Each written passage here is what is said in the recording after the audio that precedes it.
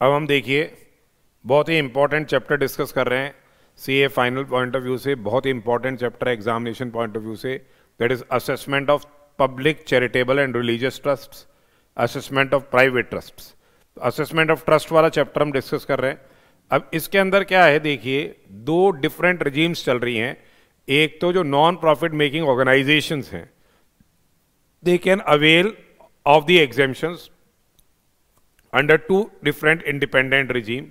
एक तो ये कर सकती हैं 1023C के अंदर ये एग्जेम्पशन अवेल कर सकती है। ये क्या एग्जेम्पशन अवेल कर सकती है? 1023C 4, 5, 6 और 6 से। पहले ये डिफरेंट फुटिंग्स पे चल रहे थे, एक तो 1023C में जा सकते हैं या एक सेक्शन 11 के अंदर जा सकते हैं। तो सेक्शन 1023C के अंदर जो एजुकेशन इंस्टीट्यूशंस है, मेडिकल इंस्टीट्यूशंस है, हॉस्पिटल्स है, ठीक है, वो आ रहे हैं 4, 5, 6 और 6A में चैरिटेबल पर्पसेस के लिए, रिलीजियस पर्पसेस के लिए। एजुकेशन और मेडिकल इंस्टीट्यूशन 1023C 4, 5, 6 और 6A के अंदर आ रहे हैं, वो 11 के अंदर भी क्या है, रजिस्ट्रेशन करा सकते हैं। Second regime pertains to the exemption under section 11 that provides for exemption in respect of what? Property held under trust wholly for say charitable or say religious purposes। तो नॉन प्रॉफिट मेकिंग ऑर्गेनाइजेशंस वो choose कर सकते हैं, या तो exemption ले लें, किसका ले लें, 1023C का ले लें, या फिर क्या है, एग्जेम्पशन ले लें सेक्शन 11 का, depending upon the object in the activity. अब पहले क्या था, फंडामेंटल डिफरेंसेस आ रहे थे। अब फाइनेंस एक्ट 2022 के अंदर इन डिफरेंसेस को खत्म करने की कोशिश की गई है, जो सेक्शन 11 में और सेक्शन 1023C में आ रहे थे। तो अपन सेक्शन 11 को क्या है बिल्कुल अच्छे से डिस्कस करेंगे, और 1023C उसका जस्ट रिप्लिका है। अब ट्रस्ट दो प्रकार की हो सकती है। ट्रस्ट क्या हो सकती है? एक तो प्राइवेट ट्रस्ट हो सकती है, एक तो क्या हो सकती है, प्राइवेट ट्रस्ट हो सकती है। प्राइवेट ट्रस्ट के अंदर क्या है, बेनिफिशरीज है। जो बेनिफिशरीज होते हैं वो क्या होते हैं, नोन होते हैं, ठीक है, बेनिफिशरीज का पता होता है। अब पब्लिक ट्रस्ट के अंदर क्या है, जो दूसरी होती है पब्लिक ट्रस्ट, उसमें पब्लिक या सेक्शन ऑफ पब्लिक या सेक्शन ऑफ पब्लिक क्या हो सकती है, बेनिफिशियरी हो सकती है। पब्लिक या सेक्शन ऑफ पब्लिक क्या हो सकती है, बेनिफिशियरी हो सकती है। अब बेसिकली ट्रस्ट क्या होता है? Trust is an obligation which is annex to the ownership of the property, obligation annex to ownership and arising से out of a confidence repose in and accepted by the owner if declared and accepted by him for benefit of another or से another and the owner. तो जब suppose कीजिए मेरे को आप में विश्वास है, आई रिपोजेस कॉन्फिडेंस या डिक्लेयर्स कॉन्फिडेंस इन यू, आप क्या बन जाओगे, ट्रस्टी बन जाओगे जब आप ये कॉन्फिडेंस को एक्सेप्ट कर लोगे। अब मैं आपको ट्रस्ट प्रॉपर्टी दे रहा हूं कि भाई इनके बेनिफिट के लिए आपको ये प्रॉपर्टी को अप्लाई करना है। तो जिनके बेनिफिट के लिए वो प्रॉपर्टी को अप्लाई करना है वो बेनिफिशरीज हो गए, और जो प्रॉपर्टी मैंने दी है वो सब्जेक्ट मैटर हो गया ऑफ ट्रस्ट, ठीक है। और बेनिफिशियल इंटरेस्ट या interest of beneficiaries right against the trustee या ओनर्स ऑफ दैट प्रॉपर्टी। और जो डीड आप बनाओगे जिसके तहत ये लिखा जाएगा कि भाई ये ट्रस्ट प्रॉपर्टी है, ये इन लोगों के बेनिफिट के लिए इसको यूटिलाइज करना या इस पर्पसेस के लिए इसको यूटिलाइज करना, वो ट्रस्ट डीड होती है, वो बोलते हैं इंस्ट्रूमेंट ऑफ ट्रस्ट। तो अब पब्लिक ट्रस्ट हो गई, प्राइवेट ट्रस्ट हो गई। पब्लिक ट्रस्ट में पब्लिक या सेक्शन ऑफ पब्लिक बेनिफिशियरी हो गई। प्राइवेट ट्रस्ट के अंदर बेनिफिशियरीज डिटर्मिनेट है, नोन है। एक तो होता है स्पेसिफिक ट्रस्ट हो गई या नॉन डिस्क्रिशनरी ट्रस्ट हो गई। प्राइवेट ट्रस्ट स्पेसिफिक या नॉन डिस्क्रिशनरी ट्रस्ट हो गई, जहां shares of the beneficiaries are से डिटर्मिनेट एंड नोन, ठीक है। Shares of the beneficiaries basically क्या है, डिटर्मिनेट एंड नोन है, स्पेसिफिक हो गई। उसके अलावा क्या होगा, एक डिस्क्रिशनरी ट्रस्ट हो गई, जहां shares of the beneficiaries are indeterminate और अननोन। या ट्रस्टी का डिस्क्रिशन है कि वो क्या करे, अप्लाई करे उस इनकम को for the benefit of beneficiary as per his discretion. तो सबसे पहले अपन डिस्कशन जो करते हैं वो पब्लिक ट्रस्ट का करते हैं। पब्लिक ट्रस्ट जो पब्लिक ट्रस्ट होती है वो या तो चैरिटेबल पर्पसेस के लिए बनाई गई हो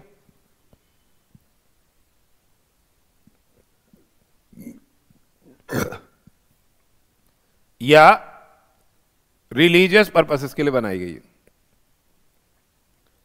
या तो आपने इसको किसके लिए बना रखी हो, चैरिटेबल पर्पसेस के लिए बना रखी हो, या आपने इसको किसके लिए बना रखी हो, रिलीजियस पर्पसेस के लिए बना रखी हो। तो चैरिटेबल पर्पस को टर्म सेक्शन 2 क्लॉज 15 ने डिफाइन किया है। चैरिटेबल पर्पस को टर्म 215 में डिफाइन किया है और इसको इंक्लूसिव मैनर में ये डिफाइन किया है। इसको क्या है, इंक्लूसिव मैनर में ये डिफाइन किया है, इंक्लूसिव मैनर में, कि यहां पे देखिए चैरिटेबल पर्पस इंक्लूड्स क्या, relief of poor, education, yoga, medical relief. Charitable purpose includes क्या, relief of poor, education, yoga, medical relief. उसके अलावा देखिए preservation of environment including watershed, forest and wild life, and preservation of monuments or places or objects of artistic or historic interest. यानी charitable purpose में क्या आ गया, relief of poor आ गया, education आ गया, योगा आ गया, मेडिकल रिलीफ आ गया, साथ में preservation of environment including watershed, forest and wild life, and preservation of से monuments or places or objects of artistic or historic interest. और एक आ गया advancement of any other object of general public utility. एक क्या आ गया, advancement of object of any other object of general public utility. अब ये advancement of any other object of general public utility charitable purpose तब माना जा रहा है अगर यहां पे बिजनेस एक्टिविटी कैरी आउट की गई। तो ध्यान से रखिए, सुनिएगा, यहां पे अगर बिजनेस एक्टिविटी कैरी आउट की गई तब ये चैरिटेबल पर्पस तभी माना जाएगा जब बिजनेस क्या हो, एक तो incidental to attainment of main objectives हो, बिजनेस तो एक तो इंसिडेंटल हो to attainment of main objectives of trust. उसके अलावा जो बिजनेस रिसीट्स हैं, जो बिजनेस रिसीट्स हैं must not exceed 20% of the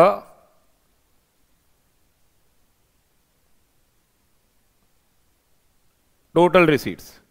जो बिजनेस रिसीट्स है it must not exceed what, 20% of the total receipts. तो कहने का मतलब क्या है, यहां देखिए charitable purpose includes what, relief of poor, education, yoga, medical relief, preservation of environment including watershed, forests and wildlife, and preservation of monuments or objects of artistic or historic importance। यहां पे बिजनेस कैरी आउट किया जा सकता है, कोई दिक्कत नहीं है। Business undertaking can be property held in a trust, और कितना ही बिजनेस रिसीट हो कोई प्रॉब्लम नहीं आएगी। पर जहां advancement of any other object of general public utility की बात करते हैं हम, तो advancement of any other object of general public utility में बिजनेस रिसीट्स किससे ज्यादा नहीं होनी चाहिए, बिजनेस रिसीट्स किससे ज्यादा नहीं होनी चाहिए, 20% ऑफ टोटल रिसीट से ज्यादा नहीं होनी चाहिए। पहली बात तो जो बिजनेस एक्टिविटी आप कैरी आउट कर रहे हो या सर्विसेज आप रेंडर कर रहे हो, the same must be for carrying out the object of general public utility. कौन सा ऑब्जेक्ट था आपका, ऑब्जेक्ट था advancement of any other object of general public utility. दूसरा ये है कि जो एग्रीगेट रिसीट्स है, aggregate receipts from such activity or activities during the previous year do not exceed क्या 20% of the total receipts। aggregate receipts किससे ज्यादा नहीं होनी चाहिए, 20% of the total receipts से ज्यादा नहीं होनी चाहिए। अब बात आती है क्या कि what are the general conditions to be satisfied for claiming exemption under section 11 and 12। क्या जनरल कंडीशंस रहती है सेटिस्फाई करने की for claiming exemption under 11 and 12। यानी सबसे पहले तो ट्रस्ट का रजिस्टर्ड होना जरूरी है। The trust must be granted registration with, it must be registered with the principal commissioner या commissioner of income tax as per provisions of section 12AB। दूसरा है the income, the property from which income is derived, property from which income is derived should be held under trust or other legal obligation। The property from which the income is derived must be held under trust or other legal obligation। और जो property है, the property it should be held for charitable purposes या property must be held for से religious purposes at the case में भी। अगर कोई charitable trust create की जाती है, चैरिटेबल ट्रस्ट क्रिएट की जाती है ऑन और आफ्टर 1/4/1962, चैरिटेबल ट्रस्ट आपने बनाई है, तो the trust should not be created for the benefit of particular religious community or caste. Trust particular religious community or caste के लिए नहीं होनी चाहिए। चैरिटेबल ट्रस्ट है तो it should not be for benefit of particular religious community or caste, परंतु किसके लिए हो सकती है, except SC, ST, OBC, women and children, except SC, ST, OBC, women and children. And no part of income should inure directly or indirectly for the benefit of what? The specified persons. No part of income should inure directly or indirectly for the benefit of the specified person. तीसरा है, the property should be held for wholly for charitable purposes.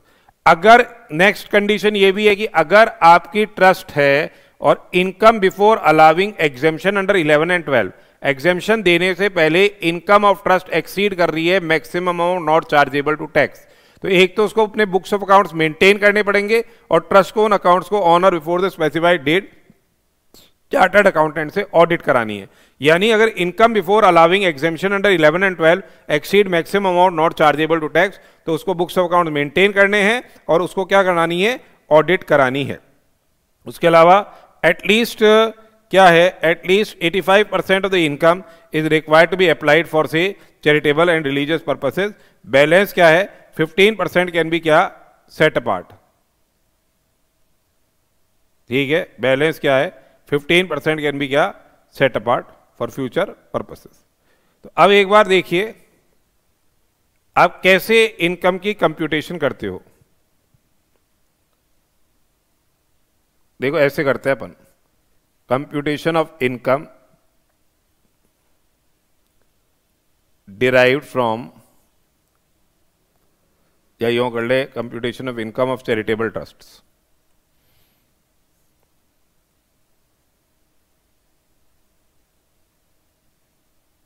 सबसे पहले देखिए income from property held under trust. आपको अगर 25 लाख रुपए की income मिली, income from property held under trust. दूसरा हो गया, देखिए अगर ट्रस्ट को कोई वॉलंटरी कंट्रीब्यूशंस मिलते हैं, voluntary contributions,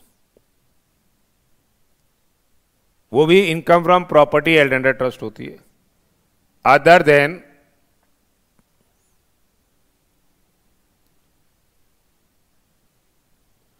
corpus donations 10 lakh, other than corpus donations 10 lakh, ये आ गया. अगर वॉलंटरी कंट्रीब्यूशंस मिलते हैं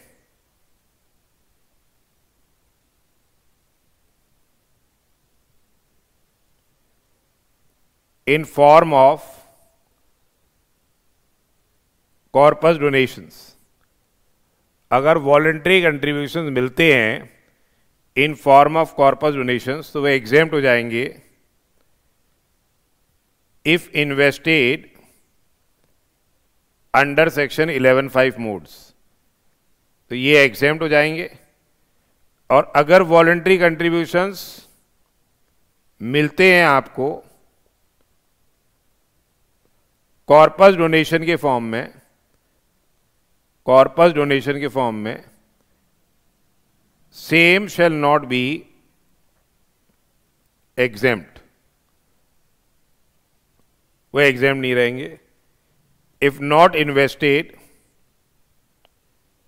in 11(5) modes. ठीक है, अगर ये इन्वेस्ट नहीं किए, सपोज करो 5 लाख ये थे, तो कितनी इनकम हो गई? 25 और 10 35 और 1 40 लाख रुपए हो गई. इसमें से अपन क्या कर सकते हैं?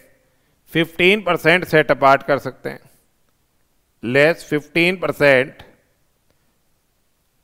Set apart for future application. यानी 6 लाख अपन ने क्या कर दिया? ये सेट अपार्ट कर दिया. 15% सेट अपार्ट कर दिया फ्यूचर एप्लीकेशन के लिए, तो ये आ गई 34 लाख रुपए. 15% सेट अपार्ट कर दिया फ्यूचर एप्लीकेशन के लिए, ये आ गई क्या? 34 लाख रुपए. इसमें से लेस एक्चुअल एप्लीकेशन, अगर आपने अप्लाई कर दिया 20 लाख रुपए, ठीक है, तो 14 लाख रुपए आपकी क्या हो जाएंगे, टैक्सेबल हो जाएंगे। ये आपकी क्या हो जाएगी, टैक्सेबल इनकम हो जाएगी। ठीक है, तो अब देखिए यही बात अपन कर रहे हैं, सेक्शन 11(1) की बात चल रही है। सेक्शन 11(1) बोलता है income derive from property held under trust होनली for charitable or religious purpose. या तो चैरिटेबल ट्रस्ट बना सकते हो आप, या रिलीजियस ट्रस्ट बना सकते हो। तो as per section 11(1)(a), 11 subsection 1 clause A, जो भी income derive from property held under trust है होनली फॉर चैरिटेबल पर्पस या होनली for religious purpose, the same shall be exempt from tax. ये क्या हो जाएगी, एग्जेम्प्ट हो जाएगी फ्रॉम टैक्स, अगर ये इनकम को आप अप्लाई कर देते हो किसके लिए, charitable or religious purposes in India. यहां पे क्या होता है, एप्लीकेशन होनी चाहिए चैरिटेबल या रिलीजियस पर्पसेस के लिए। ये होनी चाहिए इन इंडिया। यहां पे जो एप्लीकेशन हो रही है ये इंडिया में हो रही है चैरिटेबल और रिलीजियस पर्पसेस के लिए। तो इंडिया में आप अप्लाई कर रहे हो चैरिटेबल और रिलीजियस पर्पसेस के लिए, एग्जेम्प्ट रहेगी। 85% आपको इनकम को अप्लाई करना है, 15% can be set apart for future application. 85% आपको इनकम को अप्लाई करना है, 15% can be set apart for future application. तो as per 11(1)(a, income derived from property held under trust wholly for charitable or religious purposes shall be exempt from tax to the extent such income has been applied for charitable or religious purposes in India. However, trust is allowed to accumulate 15% of its income for future application and such accumulation shall be treated as what, application. उसके बाद देखिए 11(1)(c) क्या कह रहा है, 11(1)(c) में charitable purpose है, 11(1)(c) में चैरिटेबल पर्पस है, और ये चैरिटेबल पर्पस हो रहा है आउटसाइड इंडिया। ये चैरिटेबल पर्पस है outside India. Outside India charity के कर रहे हो आप, आउटसाइड इंडिया यानी इंटरनेशनल वेलफेयर कर रहे हो आप एक तरह से।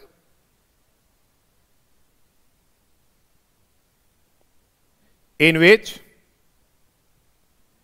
India is interested, in which India is interested. तो कहने का मतलब क्या है, as per section 11(1)(c), as per section 11(1)(c), income from property held under trust, income from property held under trust for charitable purpose of promoting international welfare, charitable purpose of promoting international welfare in which India is interested to the extent the income is applied to such charitable purposes outside India. जहां India interested है का मतलब क्या है, CBDT by board, CBDT यानी CBDT by notification ये बताए कि या भाई यहां आप चैरिटी करोगे आपकी एप्लीकेशन मानी जाएगी।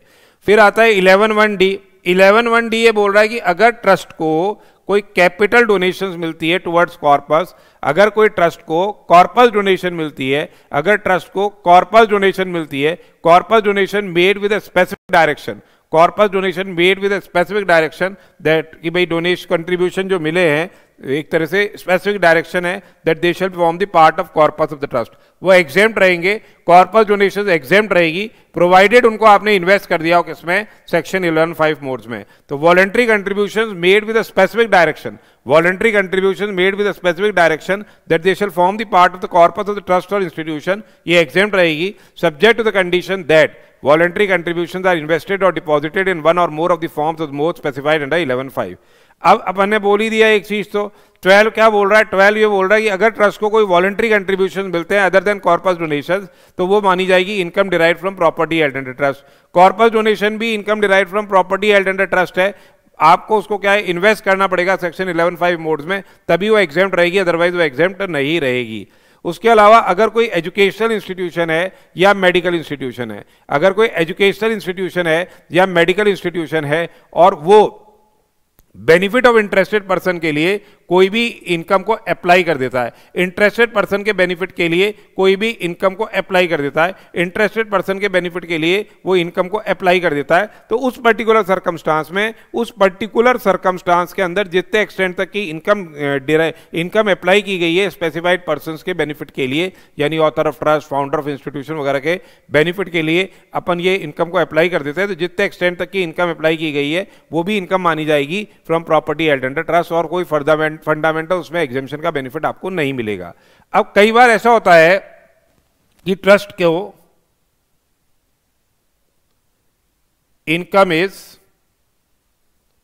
Received but could not be applied,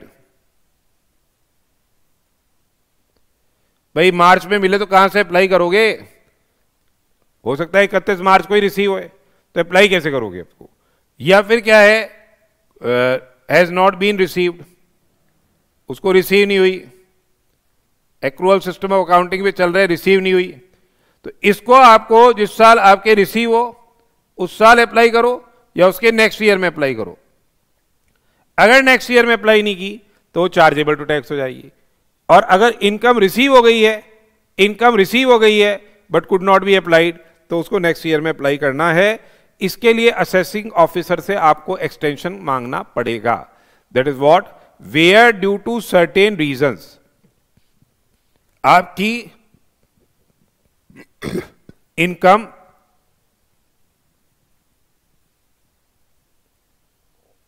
falls below 85%, where due to certain reasons application of income is below 85% of its income, application of income is below 85% of its income, then trust has the option to apply for deferment of application. Trust के बाद option है कि वो deferment के लिए apply करे, deferment of application by making an application in writing in such form and manner as may be prescribed before the due date of filing the return. ये क्या कह रहे हैं, यदि whole or part of income has not been received during that year, whole or part of income has not been received during that year, तो deferred period क्या हो जाएगा, the previous year in which such income is actually received and the previous year subsequent to such year, यानी जब वो receive हो उस साल और या फिर उसके अगले साल। It shall be treated as income of the year following the previous year in which sum is actually received. अगर उसको अप्लाई नहीं करते हो तो वो उस साल की इनकम मान ली जाएगी, जब आप नेक्स्ट ईयर की वो इनकम मान ली जाएगी। जब रिसीव उसके जस्ट बाद आपने अप्लाई नहीं किया उस साल या उसके अगले साल, तो अगले साल की वो इनकम मान ली जाएगी। और किसी अन्य कारणवश अगर आपने एक्सटेंशन सॉर्ट किया है तो रिसीव तो ऑलरेडी हो चुकी है, तो उसको सब्सिक्वेंट ईयर के अंदर, नेक्स्ट ईयर के अंदर उसको अप्लाई करना है। अगर नेक्स्ट ईयर में अप्लाई नहीं किया तो वो क्या है, नेक्स्ट ईयर में अप्लाई नहीं करोगे तो वो साल चार्जेबल टू टैक्स हो जाएगी। It shall be treated as the income of the year following the previous year in which the income has been से डिराइव्ड। ठीक है, तो अगर 25 लाख में से 5 लाख नहीं मिले, 5 लाख नहीं मिले तो 5 लाख अगले साल मिलते हैं, तो या तो उसको अगले साल अप्लाई कर दो या उसके नेक्स्ट ईयर अप्लाई कर दो। अगर नेक्स्ट ईयर भी नहीं अप्लाई किया तो वो चार्जेबल टू टैक्स हो जाएगा। अगर आपको सपोज कीजिए 20 लाख इस फाइनेंशियल ईयर में मिल गए, तो इस 20 लाख को अप्लाई नहीं कर पा रहे हो तो आप 20 लाख को अगले साल अप्लाई कर दो। अगर अगले साल अप्लाई नहीं किया तो वो चार्जेबल टू टैक्स हो जाएगा। तो जिस साल रिसीव हो उसके जस्ट नेक्स्ट ईयर तक आप अप्लाई कर दो एक्सटेंशन सॉर्ट करके। अब देखिए, अगर कॉर्पस डोनेशंस दी जाती हैं एग्जेम्प्ट इंस्टीट्यूशंस को, तो वो एप्लीकेशन ऑफ इनकम नहीं माना जाएगा। अगर आपने क्या दी, कॉर्पस डोनेशंस दी है,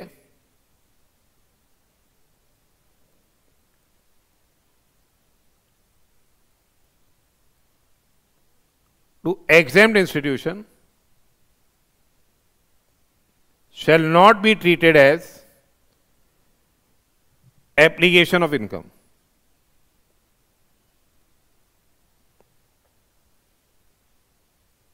ठीक है, तो देखिए, एनी अमाउंट क्रेडिटेड और पेड, एनी अमाउंट क्रेडिटेड और paid out of income referred under section 11 से 1A और B टू एनी फंड और इंस्टीट्यूशन। मतलब ये आपने जो 15% आपने जो एक्यूमुलेशन किया है उसमें से क्या है, कॉर्पस डोनेशन दे देते हो टू एनी फंड या ट्रस्ट या इंस्टीट्यूशन या अदर एजुकेशनल इंस्टीट्यूशन, हॉस्पिटल या मेडिकल इंस्टीट्यूशन जो 1023C 4, 5, 6 और 6A में रजिस्टर्ड हो या 12AB में, कि ये उनके कॉर्पस के लिए माना जाएगा।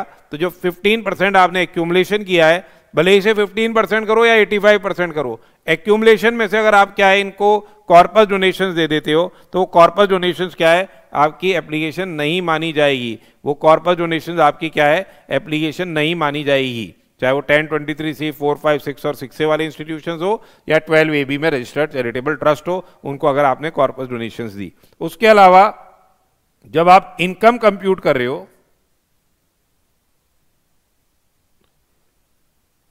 जब आप इनकम कंप्यूट कर रहे हो तो जो 40A(1)(a) के प्रोविजंस हैं, यानी रेजिडेंट्स को अगर आप पेमेंट करते हो तो उस पर टीडीएस काटना है, टीडीएस काटना है या जमा कराना है, टीडीएस काट के जमा कराना है। कब तक जमा कराना है? ऑन और before the due date of furnishing the return of income. अगर आपने टीडीएस नहीं काटा और टीडीएस काट के जमा नहीं कराया तो आपके 40A(1)(a) में क्या होता है? 30% एक्सपेंडिचर डिसअलाउ होता है, तो यहां भी वो डिसअलाउ हो जाएगा, यहां 30% एप्लीकेशन नहीं माना जाएगा। और 40A(3) और 3A में कैश पेमेंट्स है। 40A(3) और 3A के अंदर क्या है? कैश पेमेंट्स है। अगर आप कैश पेमेंट करते हो, कैश पेमेंट कर देते हो क्या 10,000 रुपए से ज्यादा, यानी आपने 10,000 रुपए से ज्यादा का आपने एक्सपेंडिचर इनकर किया है और उसका पेमेंट कर दिया, otherwise than by way of account payee cheque, account paid, bank draft, use of electronic clearing system या other electronic mode as prescribed, तो वो एप्लीकेशन नहीं माना जाएगा, क्योंकि 40A(1)(a) और 40A(3) या 3A के provisions as it is apply होंगे as they apply in computing what? Profits and gains of business and profession. उसके अलावा देखिए, अगर कोई ये आपके टेम्पल्स हैं, मॉस्क हो गई, मस्जिद हो गई, मंदिर मस्जिद, गुरुद्वारा हो गया, रिलीजियस प्लेसेस हो गई और चर्च वगैरह हो गए, ये रिलीजियस प्लेसेस हो गई। इनको क्या है, ये बोल रहे हैं कि अगर इनको कोई कंट्रीब्यूशन मिलता है, किसके लिए कंट्रीब्यूशन मिल रहा है? रिपेयर वगैरह के लिए, तो ये कॉर्पस डोनेशन मान लिया जाए। उसके लिए कुछ कंडीशंस इनको फुलफिल करनी पड़ेगी, ठीक है? ये उसकी एप्लीकेशन कॉर्पस के लिए ही हो, ठीक है? दूसरे व्यक्ति को उससे दान नहीं दिया जाए, उनके लिए सेपरेटली उनको अलग से रखा जाए और इनको 11(5) मोड्स में इन्वेस्ट किया जाए। तो देखिए, where property held under trust, where property held under trust या institution includes any temple, mosque, gurudwara, church or other place notified under 80G(2)(b), any sum received by such trust or institution as voluntary contribution for purpose of renovation या repair of such temple, mosque, gurudwara, church और other place may at its option, जो repair और renovation के लिए मिला, be treated by such trust या institution as forming part of corpus of trust। क्या मान लिया जाए? कॉर्पस मान लिया जाए, पर कब मान लिया जाए? Subject to the following condition, ठीक है? तो कहने का मतलब क्या है, ये वो अप्लाई करे such corpus only for the purpose for which voluntary contribution was made, यानी वो किसके लिए अप्लाई करे? इसको रिपेयर एंड रिनोवेशन के लिए अप्लाई करे। किसके लिए अप्लाई करे? रिपेयर एंड रिनोवेशन के लिए अप्लाई करे। Does not apply such corpus for making contribution और donation to any purpose.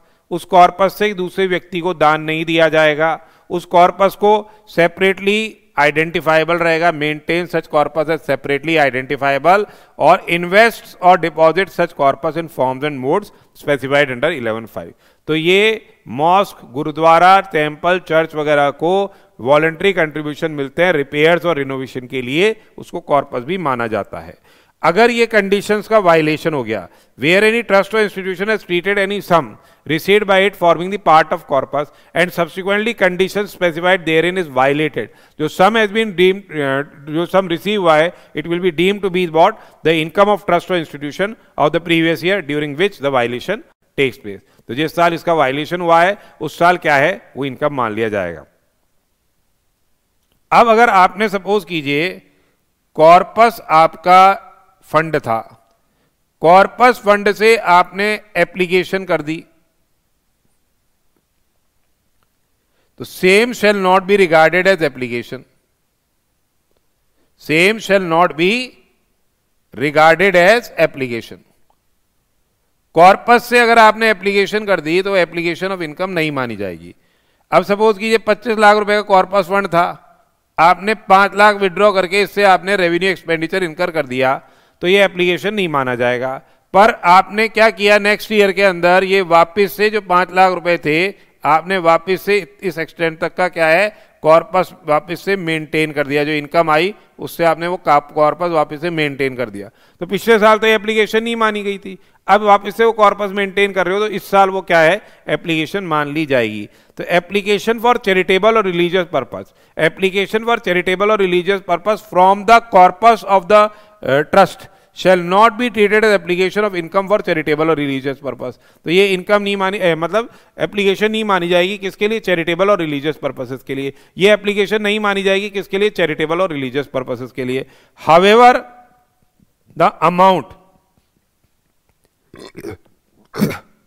not treated as application, however the amount not treated as application or part thereof shall be treated as application for charitable or religious purposes in the previous year in which the amount or part thereof is invested या deposited back, is invested or deposited back into one or more of the forms or modes under 11.5 maintained specifically for the corpus from the income of that year to the extent of the investment or deposit। यानी वापस से आपने पैसा जमा करा दिया corpus में, तो जिस साल आप वो पैसा जमा करा दोगे करंट ईयर की इनकम में से, ठीक है, इन्वेस्ट करके वापस से 11.5 मोड्स में आप जमा करा दोगे, उस एक्सटेंट तक का कॉर्पस आप वापस से लेके आ जाओगे, तो उस सारी एप्लीकेशन मान ली जाएगी जितने एक्सटेंट तक की पहले एप्लीकेशन नहीं मानी गई थी। पूरा का पूरा आप पैसा वापस से कॉर्पस में ले आते हो। तो अगर आपने कोई लोन और बोरिंग करी है, अगर आपने कोई लोन और बोरिंग की है और लोन और बोरिंग से आपने एक्सपेंडिचर इनकर किया है, लोन और बोरिंग करके आपने एक्सपेंडिचर इनकर किया है, तो ये expenditure will not be regarded as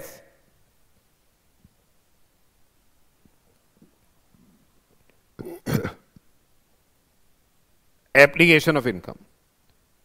ये expenditure will not be regarded as what, application of income.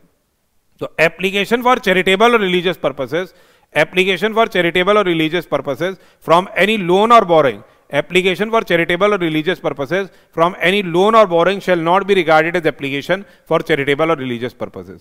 तो ये ध्यान रखिएगा। अब अगर 25 लाख रुपए का लोन लेके उससे अगर आपने एप्लीकेशन कर दी तो ये एप्लीकेशन नहीं माना जाएगा। पर अब फिर बाद में आपने क्या किया, सब्सिक्वेंट ईयर में ये लोन को क्या कर दिया, रीपे कर दिया। सब्सिक्वेंट ईयर में इस लोन को क्या कर दिया, रीपे कर दिया। सब्सिक्वेंट ईयर में इस लोन को क्या कर दिया, रीपे कर दिया। तो ये आप जब रीपेमेंट कर रहे हो तो ये एप्लीकेशन मान लिया जाएगा। It's very important. However the amount not so treated as application और part thereof shall be treated as application for charitable or religious purposes in the previous year in which the loan or borrowing or part thereof is repaid from the income of that year। तो current year की income में से आपने loan को repay कर दिया तो उसको एप्लीकेशन मान लिया जाएगा। अगर आपके क्या है, एक्सेस एप्लीकेशन है of past years,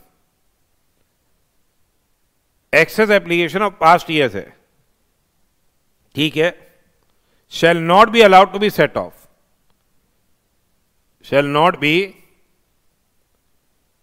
allowed to be set off। तो no set off or deduction or allowance of any excess application of any of the year preceding the previous year shall be made for computation of income required to be applied or accumulated during that previous year। ठीक है, तो past years की excess application को आप set of या deduction नहीं claim कर सकते हो। अगर किसी असेट की कॉस्ट का, असेट की कॉस्ट को, cost of action of asset, क्यों बोल दो cost of action of asset, इसको आपने क्या मान लिया, एप्लीकेशन मान लिया। अपन कैपिटल एक्सपेंडिचर इनकर कर सकते हैं, तो cost of action of asset को आपने एप्लीकेशन मान लिया, तो उसमें no depreciation shall be admissible. फिर उस असेट की कॉस्ट पे कोई आपको डेप्रिसिएशन, डबल बेनिफिट तो नहीं मिल सकता, तो उस असेट की कॉस्ट पे आपको कोई डेप्रिसिएशन नहीं मिलेगा। तो अगर आपने असेट की कॉस्ट की जो जितना भी असेट खरीदा है उसकी कॉस्ट ऑफ एक्विजिशन को एप्लीकेशन मान लिया है तो उस पर डेप्रिसिएशन आपको नहीं मिलेगा। ट्रस्ट या इंस्टीट्यूशन को ट्रस्ट या इंस्टीट्यूशन को benefit of exemption under section 10 आपको नहीं मिलेगा। यानी वो एग्जाम तभी होगा जब वो अप्लाई करोगे।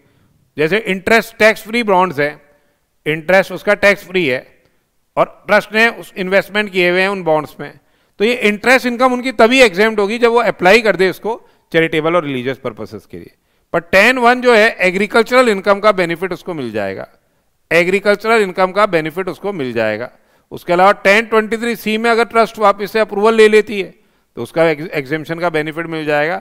या 10(46) में अगर वो अप्रूवल ले लेते हैं तो 11 और 12 का तो मिलेगा नहीं, 10(23)(c) में आ गए तो 11-12 नहीं गया, और फिर 10(46) में आ गए तो 10(46) का मिल जाएगा। फंडामेंटली अगर वो वापिस से 12(ab) में रजिस्टर करना चाहते हैं तो 10(23)(c) वाले अप्रूवल को उनको छोड़ना पड़ेगा और वो 12(ab) के अंदर आ जाएंगे। ठीक है। उसके अलावा देखिए, अब इन्होंने बोला कि जो ट्रस्ट है, ये अमेंडमेंट लेके आए कि ट्रस्ट है उसमें irrespective of method of accounting,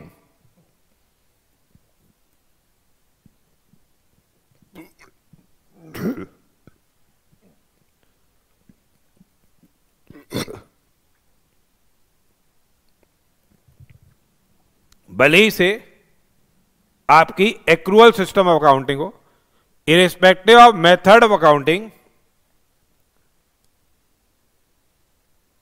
irrespective of method of accounting, जो एक्सपेंडिचर का डिडक्शन मिलेगा वो मिलेगा आपको एक्चुअल पेमेंट बेसिस पे। वो मिलेगा आपको क्या? एक्चुअल पेमेंट बेसिस पे। तो any sum payable by trust और institution, any sum payable by trust और institution shall be considered as application of income. इसको एप्लीकेशन ऑफ इनकम माना जाएगा in the previous year in which such sum is से actually paid, in which such sum is से actually paid, irrespective of the previous year, irrespective of the previous year in which the liability to pay such sum was incurred by trust or institution according to the method of accounting, according to the method of accounting regularly employed by it, according to the method of accounting regularly employed by it. However, where during any previous year any sum has been claimed, any sum has been claimed as application, expenditure इनकर किया और claimed as application, तो अब दोबारा से उसका payment करोगे तो उसका दोबारा से एप्लीकेशन थोड़ी मान ली जाएगी। जैसे 2 लाख रुपए in previous year 2021 was claimed as application, ठीक है, और सब्सिक्वेंटली उसका 22-23 में एक्चुअल पेमेंट हो रहा है, तो जब 22-23 में एक्चुअल पेमेंट हो रहा है तो दोबारा से ये एप्लीकेशन नहीं मानी जाएगी। ठीक है, तो ये अभी अपन ने इसके बारे में पढ़ा। अब देखिए आगे 11(1)(a) क्या बोलता है। 11(1)(a) क्या बोलता है कि यदि कोई कैपिटल असेट है, प्रॉपर्टी हेल्ड अंडर ट्रस्ट, ये कोई कैपिटल असेट है, प्रॉपर्टी हेल्ड अंडर ट्रस्ट, और ये इस कैपिटल असेट को आप ट्रांसफर करते हो, इस कैपिटल असेट को आप क्या है? ट्रांसफर करते हो। कैपिटल असेट है, प्रॉपर्टी हेल्ड अंडर ट्रस्ट, और इस कैपिटल असेट को आप ट्रांसफर करते हो। सपोज कीजिए 25 लाख रुपए आपका क्या है? फुल वैल्यू ऑफ कंसिडरेशन है, 25 लाख रुपए फुल वैल्यू ऑफ कंसिडरेशन है। कॉस्ट ऑफ एक्विजिशन इस असेट की थी 10 लाख रुपए की, और लॉन्ग टर्म कैपिटल गेन आ रहा था आपके 15 लाख रुपए, लॉन्ग टर्म कैपिटल गेन आ रहा था आपका 15 लाख रुपए। आपने नया असेट परचेज कर लिया, न्यू कैपिटल असेट परचेज कर लिया, यूटिलाइजिंग एंटायर नेट कंसिडरेशन। नया असेट आपने खरीद लिया utilising the entire net consideration, यानी पूरा का पूरा 25 लाख रुपए यूटिलाइज करके एक नया असेट खरीद लिया। तो ये एंटायर कैपिटल गेन जो है, entire capital gain deemed to have been applied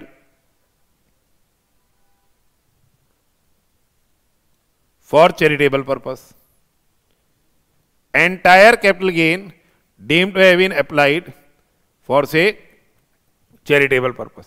ये पूरा का पूरा कैपिटल गेन क्या मान लिया जाएगा, deemed to have been applied for charitable purpose. दूसरा बात देखो, दूसरी बात ये देखो कि अगर सपोज कीजिए अपन ने 18 लाख रुपए का नया एसेट खरीदा, नया एसेट कितना खरीदा, 18 लाख का खरीदा, तो over and above original cost of asset कितना लग आया, ओरिजिनल कॉस्ट ऑफ एसेट कितनी थी, कॉस्ट ऑफ एसेट 10 लाख थी, आपने खरीदा क्या 18 लाख का, तो 8 लाख रुपए का जो एसेट है, 8 लाख का जो कैपिटल गेन है, इस केस में 8 लाख का कैपिटल गेन आपका एग्जेम्प्ट हो जाएगा, ये मानते हुए कि ये अप्लाई किया गया है चैरिटेबल पर्पसेस के लिए। तो आपका कैपिटल गेन कब एग्जेम्प्ट हो रहा है, deemed to have been applied for charitable purpose. यदि पूरा का पूरा कंसिडरेशन ही आपने यूटिलाइज कर दिया है, पूरा का पूरा कंसिडरेशन ही आपने यूटिलाइज कर दिया है नेट कंसिडरेशन, तो पूरा का पूरा कैपिटल गेन एग्जेम्प्ट हो जाएगा। Part of net consideration utilise किया है, तो जितना अमाउंट आपने यूटिलाइज किया है, ओरिजिनल एसेट की कॉस्ट प्लस इंप्रूवमेंट कितनी थी, उसके ओवर एंड अबव क्या किया है, वो deemed to have been applied for charitable purpose. यानी पुराने एसेट की कॉस्ट सेक्शन एंड इंप्रूवमेंट के ऊपर जो भी आपने पैसा लगाया है, वो deemed to have been applied for charitable purpose रहेगा और एग्जेम्प्ट रहेगा। नेट कंसिडरेशन का मतलब तो आपको पता ही, what is net consideration. Net consideration क्या होता है, full value of consideration minus से एक्सपेंसेस ऑन ट्रांसफर। तो ये 11.1 और 11.1 अभी अपन ने डिस्कस किया, आगे आप 11.2, 3, 4, 5 ये सब डिस्कस करेंगे।